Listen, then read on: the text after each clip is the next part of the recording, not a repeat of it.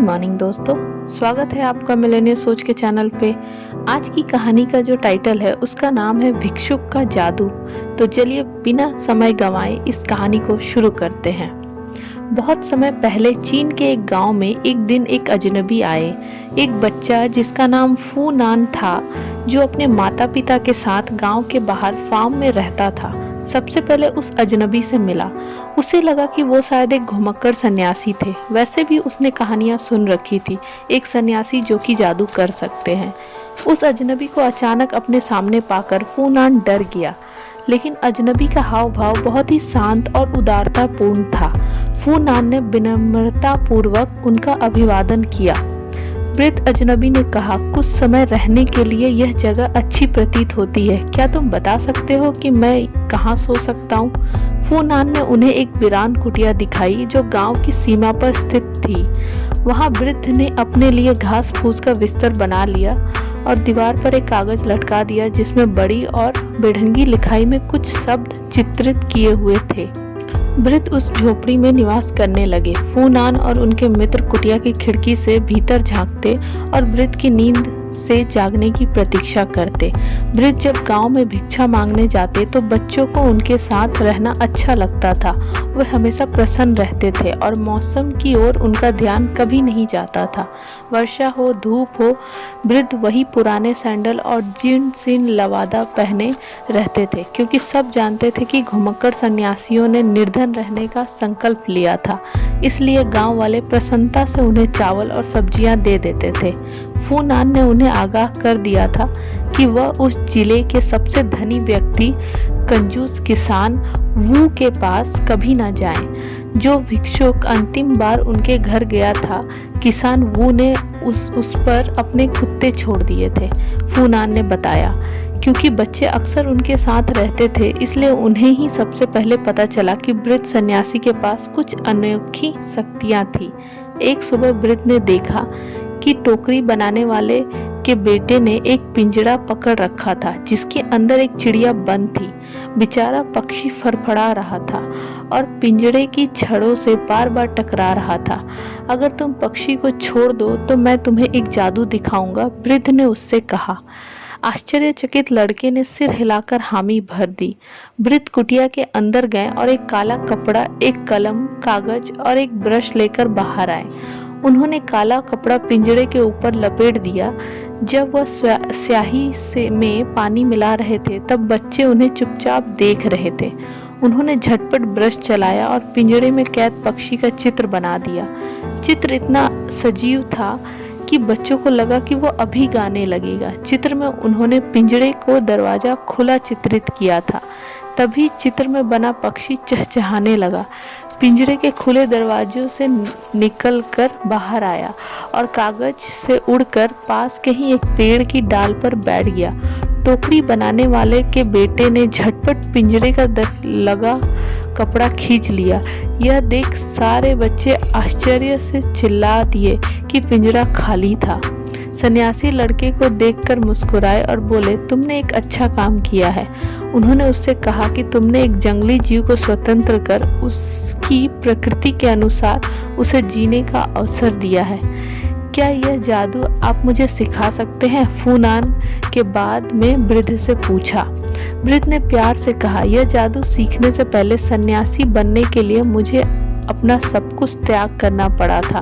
फिर मैंने वर्षों तक अध्ययन किया था और संकल्प लिया था कि इस जादू का मैं कभी भी अपने लाभ के लिए उपयोग नहीं करूंगा। तुम अभी बहुत छोटे हो, अपना लक्ष्य जानने के लिए प्रतीक्षा करो। गांव में फूनान कभी कभी एक गरीब बुजुर्ग विधवा लियांग की सहायता करता था और पानी से भरी बाल्टी गांव के कुएं से उठाकर उसके घर ले जाता था, क्योंकि उसके कुएं में पानी खत्म हो गया था। गर्मी के एक दिन फूनान ने वृद्ध को लियांग से बात करते हुए सुना, तुम्हारा कुआं कब से सूखा हुआ है? 1 वर्ष से, जब से किसान वू ने पानी की धारा को जो मेरे कुएं में जाती थी अपने नाशपाती के बाग की ओर मोड़ लिया था, लियांग ने उत्तर दिया। शायद मैं तुम्हारी सहायता कर पाऊं, सन्यासी ने कहा। उन्होंने एक कलछी पानी लियांग के कुएं में डाल दिया। अगली सुबह उसने देखा कि कुआं ऊपर तक मीठे निर्मल पानी से भरा हुआ था। फूनान और लियांग ने ही यह चमत्कार देखा था, लेकिन कुछ दिनों बाद भिक्षुक सन्यासी की इस जादू के बारे में सारे गांव को पता चल गया। अगस्त चंद्रमा उत्सव के दिन गांव के चौराहे की ओर जाने वाला रास्ता उन किसान और व्यापारियों से भरा हुआ था जो बाजार में बेचने के लिए अपना सामान ले जा रहे थे। फूनान के माता पिता गोभी की टोकरियां उठाए हुए बाजार की ओर जा रहे थे। जब फूनान ने भिक्षुक सन्यासी को देखा तो उसने माता पिता से पूछा कि क्या वे वृद्ध सन्यासी के साथ साथ चल सकता था। फूनान ने उस वृद्ध को नई पतंग के बारे में बताने लगा जो वह जन्मदिन पर मिले पैसों से खरीदना चाहता था। अचानक उसके रास्ते पर कुछ हंगामा होने लगा। किसान वू का गधा जो नाशपातियों से भरा हुआ ठेला खींच रहा था, भीड़ भाड़ वाले रास्ते पर सबको तितर बितर करता हुआ दौड़ने लगा। भारी बोझ से दबे गधे और तेज दौड़ने के लिए किसान वू उसे पीट रहा था और उस पर चिल्ला रहा था। जब तक फूनान और वृद्ध सन्यासी गांव के बाजार में पहुंचे, किसान वो भी अपने ठेले पे लगी नाशपातियां बेच रहा था। सूर्य की गर्मी के कारण सबको प्यास लग रही थी और मीठी रस भरी नाशपाती खूब बिक रही थी। यद्यपि किसान वो भारी दाम में बेच रहा था। एक स्वादिष्ट नाशपाती मुझे खाने के लिए दे सकते हो? सन्यासी ने कहा। फटीचर भिखारी, तुम्हें कुछ नहीं मिलेगा, किसान वो ने उन पर चिल्लाया। लेकिन तुम्हारे पास तो बहुत सारे नाशपाती है, निश्चय ही तुम एक नाशपाती दे सकते हो, वृद्ध ने कहा। यह देखकर कई लोग इकट्ठे हो गए। किसी ने कहा, इतने कंजूस मत बनो, वृद्ध को एक नाशपाती दे दो। किसान वो ने गुस्से से अपनी लाठी घुमाई और सन्यासी को बुरा भला कहा। बालक फूनान ने जब यह देखा तो पतंग खरीदने का सपना जो वो देख रहा था उसको बुलाकर उसने अपनी जेब में हाथ डाला। पतंग मैं बाद में भी ले सकता हूँ, उसने अपने आप से कहा और झटपट किसान बू को अपना सिक्का दे दिया। जन्मदिन के उसके सारे पैसे में सिर्फ एक छोटी नाशपाती ही मिली। सन्यासी कहीं यह देख न ले कि पतंग पाने की इतनी तीव्र इच्छा उसके मन में थी। फू फोन नीचे धूल भरी जमीन की ओर देखते हुए अपने दोनों हाथों में रखकर नाशपाती उन्हें भेंट कर दी। झुककर धन्यवाद करने के बाद वृद्ध ने लोगों से बात की, क्योंकि आप में से कई लोगों ने अपना भोजन मेरे साथ बांटा है। उन्होंने कहा, मैं हर एक को एक स्वादिष्ट नाशपाती खिलाऊंगा। वह गांव के चौराहे में टहलते हुए आगे चले। भीड़ उनके साथ आती रही और अन्य लोगों की तरह भिक्षुक किसान बू भी भीड़ के पीछे चलता रहा। सन्यासी चौराहे की दूसरी तरफ रुक गए। उस छोटी नाशपाती को वह झटपट दांतों से काटकर खाने लगे। अंततः एक छोटा काला बीज ही बचा। पीठ पर लटकी एक थैली से उन्होंने एक फावड़ा निकाला और मिट्टी खोदकर एक गड्ढा बनाया और उसमें वह काला बीज को बो दिया। फूनान, उन्होंने गुस्से से पुकारा, केतली से में उबला हुआ पानी भरकर ले आओ। निकट की एक चाय की दुकान से फूनान उबला हुआ पानी ले आया। वृद्ध ने गर्म पानी मिट्टी में डाला। उसी पल एक हरा अंकुर मिट्टी से बाहर निकल आया। मिनटों में अंकुर का पेड़ बन गया और उसकी डालों पर पत्ती निकल आई। तितलियां और मधुमक्खियां आकर्षित होकर वहां आ गई। डालों पर पक्षी आकर गाने लगे। कोपले फूल बन गई। फूलों पर छोटी छोटी नाशपातियां निकल आई जो तुरंत ही पककर सुनहरी भूरे रंग की हो गई। वृद्ध ने एक नाशपाती को सूंघा। मुझे लगता है कि अब यह पक गई है और हम इन्हें खा सकते हैं, उन्होंने कहा।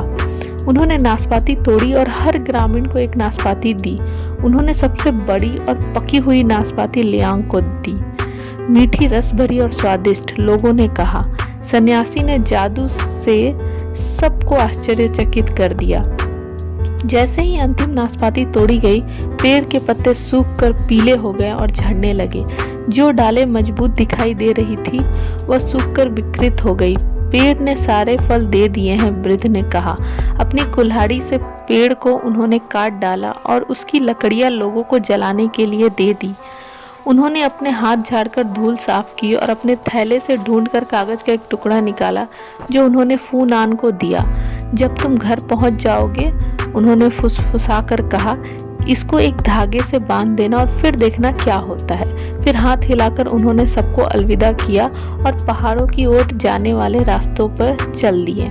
सब लोग इकट्ठे होकर उस जादू के विषय में बात करने लगे जो उन्होंने देखा था। फूनान ने कागज का टुकड़ा अपनी जेब में रख लिया और अपने माता पिता को ढूंढने निकल पड़ा। गांव के चौराहे से आई क्रोध बड़ी दहाड़ सुनकर फूनान रुक गया। लोगों ने किसानों को उस जगह पे खड़े देखा जहां उसका ठेला था। किसान बू की नाशपाती और उसका ठेला गायब हो गए थे। सिर्फ गधा और ठेले के 2 पहिए वहां थे।